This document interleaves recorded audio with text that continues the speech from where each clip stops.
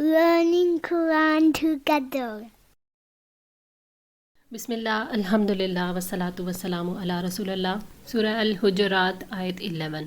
یا ایھا الذین آمنو، اے لوگو جو ایمان لائے ہو، لا یسخر، نہ مذاق اڑائے، قومن من قومن، کوئی قوم کسی قوم کا، عسیٰ ان یکونوا خیرا منہم، ہو سکتا ہے کہ وہ ان سے بہتر ہوں، ولا نساء من نساء، اور نہ عورتیں عورتوں کا، ان یکن خیرا منہن، ہو سکتا ہے کہ وہ ان سے بہتر ہوں۔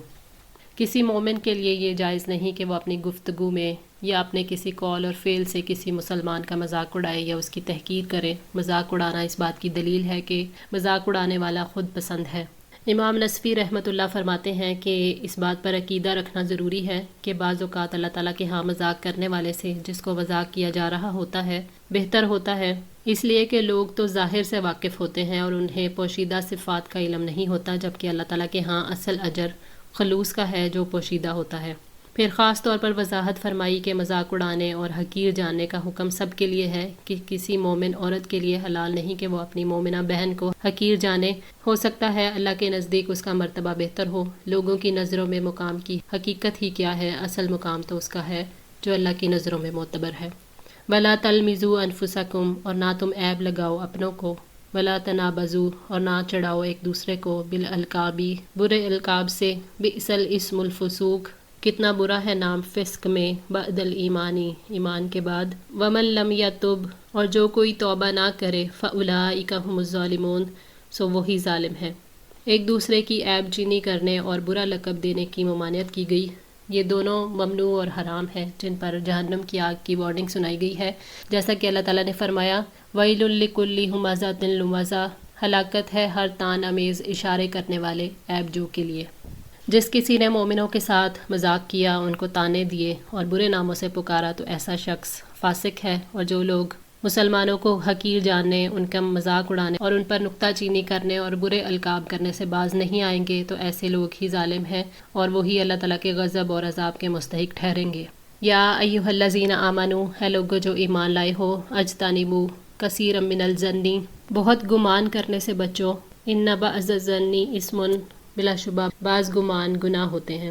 اللہ تعالیٰ نے مسلمانوں کو بدگمانی سے روکا ہے، اس لیے کہ دل کے اندر بدگمانی کے جڑ پکڑنے سے بات پھر دل کے اندر نہیں رہتی، زبان پر بھی آ جاتی ہے۔ پھر دل کے اندر بدگمانی صرف گمان تک نہیں رہتی بلکہ وہ بغض، دشمنی، کینہ، حسد اور انتقام تک پہنچا دیتی ہے۔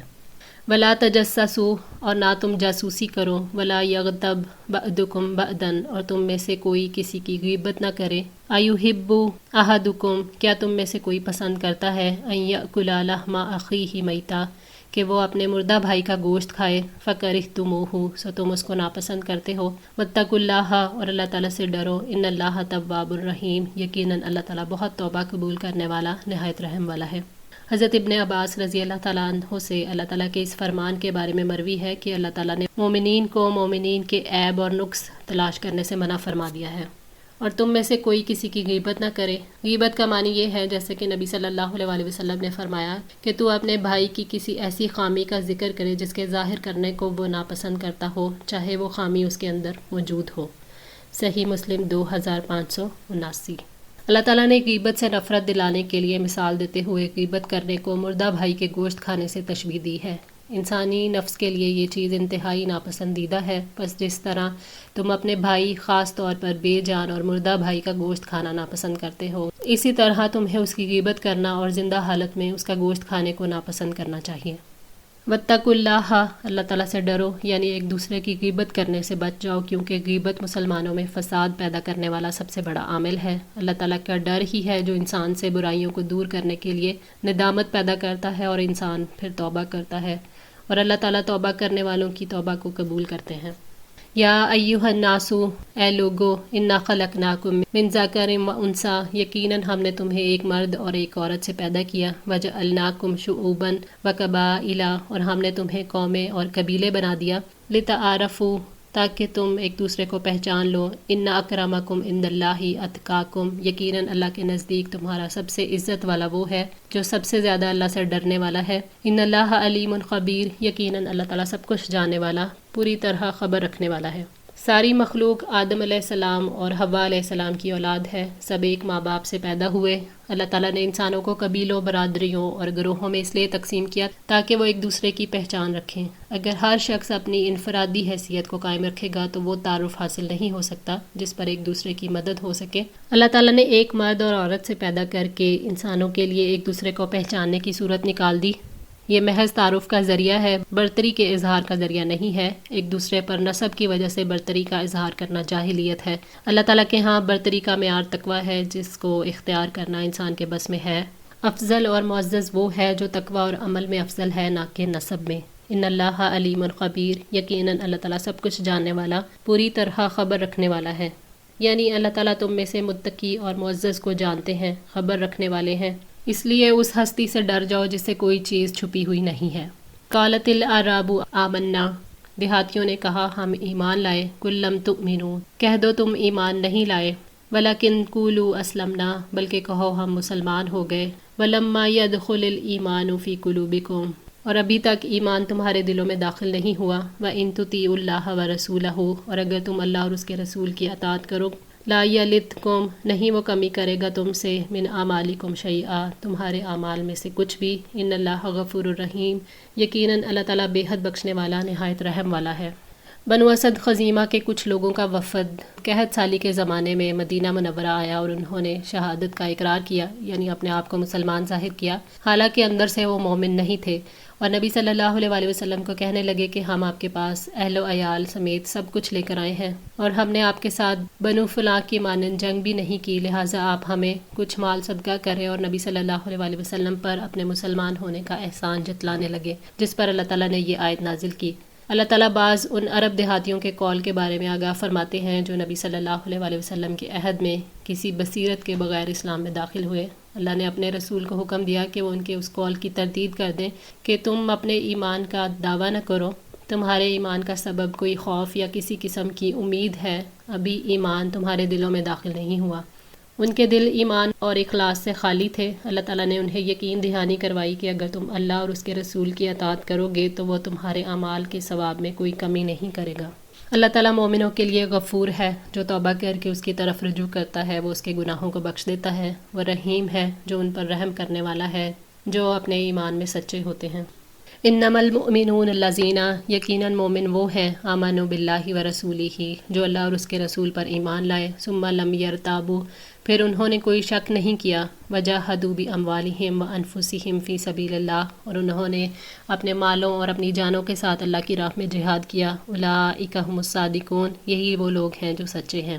سچے مومن وہ ہیں جن کو اللہ تعالیٰ اور اس کے رسول پر یقین ہو جائے، جن کے دلوں میں کوئی شک باقی نہ رہے، جس ایمان کے نتیجے میں نفس اور مال کے ساتھ جہاد جیسے اعمال پیدا ہوں۔ یہی لوگ سچے ہیں، اپنے ایمان کے دعوے میں سچے ہیں، نہ کہ وہ لوگ جو تلوار کے خوف سے یا اپنے مال اور اپنی جانوں کو بچانے کے لیے اسلام میں داخل ہوئے۔ قل اتعلمون اللہ، کہہ دو کیا تم بتاتے ہو اللہ کو، بدینکم، اپنا دین، واللہ یعلم، حالانکہ اللہ تعالیٰ جانتا ہے، ما فی السماوات و ما فی الارض، جو آسمانوں میں ہے اور جو زمین میں ہے، واللہ بکل شیء علیم، اور اللہ تعالیٰ ہر چیز کا خوب جاننے والا ہے۔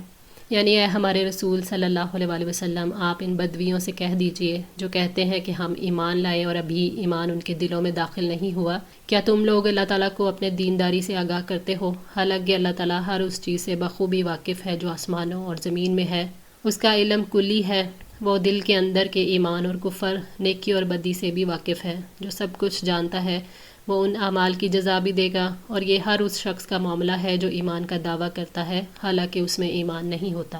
یمنون علیکا، وہ احسان جتاتے ہیں آپ پر، ان اسلموا، کہ وہ اسلام لے آئے، قل لا تمنوا علی اسلامکم، آپ کہہ دو کہ اپنے اسلام کا احسان مجھ پر نہ رکھو، بل اللہ یمن علیکم، بلکہ اللہ تعالیٰ تم پر احسان رکھتا ہے، ان ہداکم للایمان، کہ اس نے تمہیں ایمان کے لیے ہدایت دی، ان کنتم صادقین، اگر تم سچے ہو۔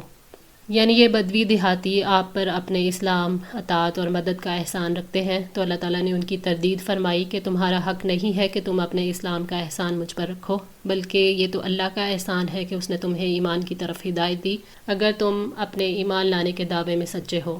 ان اللہ یعلم غیب السماوات والارض، بے شک اللہ تعالیٰ آسمانوں اور زمین کی پوشیدہ چیزوں کو جانتا ہے، واللہ بصیر بما تعملون، اور جو کچھ تم کرتے ہو اللہ تعالیٰ خوب دیکھنے والا ہے۔ اللہ تعالیٰ سے کوئی معاملہ چھپا ہوا نہیں ہوتا، کون اپنے ایمان میں سچا ہے اور کون جھوٹا، کون رغبت سے ایمان لایا اور کون خوف سے اسلام لایا، اسے سب معلوم ہے۔ اللہ تعالیٰ ان تمام باتوں کو جانتا ہے جو کائنات کے اندر اور مخلوق سے چھپی ہوئی ہیں۔